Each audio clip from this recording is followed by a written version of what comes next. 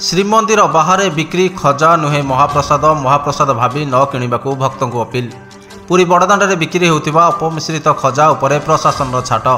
किसी असाधु व्यवसायी निम्नमानर खजा बिक्री करुवा खबर प्रसारण पर जिला प्रशासन आभिमुख्य स्पष्ट करिछि। श्रीमंदिर बाहर बिक्री होता खजा महाप्रसाद नुहे बोली सीधा सीधा मना कर देइछि जिला प्रशासन। यहाकू महाप्रसाद भावी किणुतु नाही बोली कहिसेंति पुरी जिलापाल। श्रीमंदिर में जगा दर्शन पर फेरिबा बेले सुखिला भोग आनिबाकू भूली नथांती भक्त।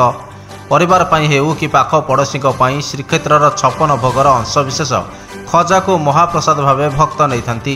किंतु बड़दाण्ड में अपमिश्रित खजा बिक्री नहीं विभिन्न गणमाध्यम खबर बाजिबा परे भक्तों को सचेतन करिछि पुरी जिला प्रशासन।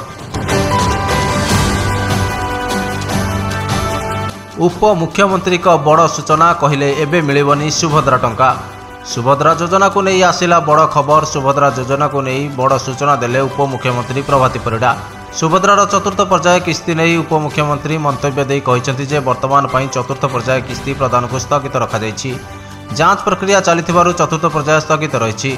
सबु प्रकार जांच सरले चतुर्थ पर्याय टंका प्रदान करा जिवो बोली कहिसेंति उप मुख्यमंत्री। 30 तारिख सुधा सबु प्रकार जांच सरिबार आशा रहिछि बोली कहिसेंति।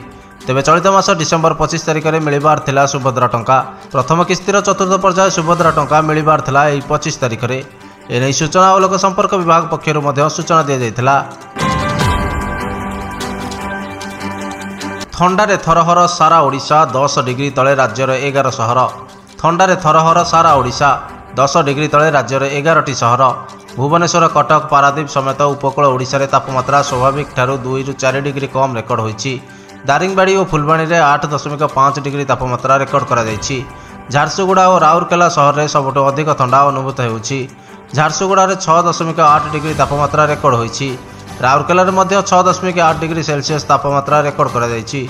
सेहीपरि द्वितीय स्थान में रही फुलबाणी सहर। फुलबाणी में 8.5 डिग्री, दारिंगबाड़ी में 8.5 डिग्री, अनुगुल में 9 डिग्री, केन्दुझर में 9.2 डिग्री, सुंदरगढ़ में 9.4 डिग्री, भवानीपाटना में रातिर तापमात्रा 9.4 डिग्री सेल्सियस तापमात्रा रही। सेहीपरि ट्विन सिटी कटक और भुवनेश्वर में तापमात्रा 10 डिग्री उपरे रही। कटक में तापमात्रा 11.5 और भुवनेश्वर में 13 डिग्री तापमात्रा रेकर्ड करा जायछि। विभिन्न दाबी नहीं आंदोलन को ओह्लाइछन्ति अंगनवाड़ी कर्मी। गांधी मार्ग में एकाठी हेले हजार हजार अंगनवाड़ी कर्मी। विभिन्न दाबी नहीं आंदोलन को ओह्लाइछन्ति अंगनवाड़ी कर्मी। मासिक दरमा 10,000 टंका वृद्धि कर 18,000 टंका करिया पई दाबी करिसेंति। तासह पिलांकु मिलुतबा खाद्यर टंका बढ़ाइबा एवं पेंशन लागू सह अवसर समय आर्थिक सहायता मिलिबा भली विभिन्न दाबी नहीं गांधी मार्ग में सारा राज्य एकत्रित होइछन्ति अंगनवाड़ी कर्मी।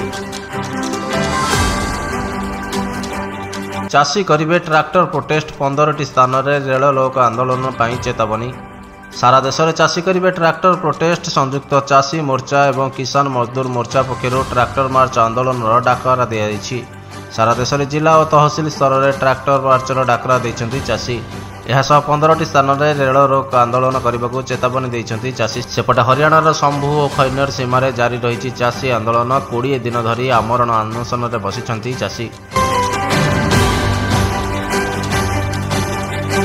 युद्धत्रस्त सीरियारू 75 जन भारतीय उद्धार। युद्धत्रस्त सीरियारू 75 जन भारतीय को उद्धार करा जायछि। सीरिया रे बाशर अल आसाद सरकार क्षमताच्युत हेबा परे सेठारे थिबा भारतीय माने आतंकित और भयभीत होई पड़िछन्ति। सेमानंकु उद्धार करबाकू अपील करछन्ति। गतकाली विलंबित राति रे सीरियारू 75 जन भारतीय को उद्धार करा जायछि। सेमानंकु लोबानन निया जायछि। सेठारू खूब शीघ्र सेमाने भारत जिबे बोली वैदेशिक मंत्रालय पक्षरु सूचना दे जायछि। सीरिया रे फसी रहितिबा भारतीय मानकु उद्धार करिबा जारी होईछि हेल्पलाइन नंबर। 3 दिन तले सीरियार हायत ताहिर अल शाम्स विद्रोही गोष्ठी राजधानी दमशक को हत्यार करथिले। एथिसह बाशर अल असदर 24 वर्षर शासनर अंत होईछि। क्षमताच्युत हेबा परे से रूसियार राजनैतिक शरण नेछन्ति।